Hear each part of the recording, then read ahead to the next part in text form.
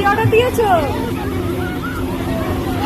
আমরা এখানে বসে বসে গল্প করছি আর দিদি ভিডিও বানাচ্ছিল, মানে ভ্লগ করে দিচ্ছিল আমার।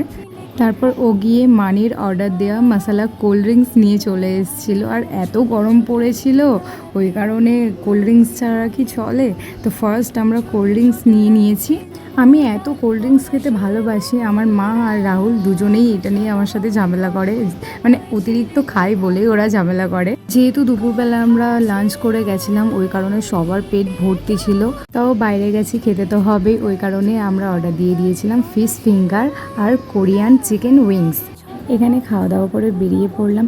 আর হ্যাঁ, কিছু প্রোডাক্টও আমি কিনেছি, সুগারের ময়শ্চারাইজার, লিপস্টিক আর মেকআপ ক্লিনজার। এখন আমরা সবাই মিলে যাচ্ছি বাবার ভেড়িতে। রাহুল তো দেখিনি কোনোদিন, আর আকাশ দাও সেরকম দেখিনি। মা এখন নিয়ে যাচ্ছে, এখন যাই বাবার ভেড়িতে দেখে আসি কেমন কি। ভেড়ির এখানে এত হাওয়া, খুব খুব খুব হাওয়া, ভীষণ ভীষণ হাওয়া।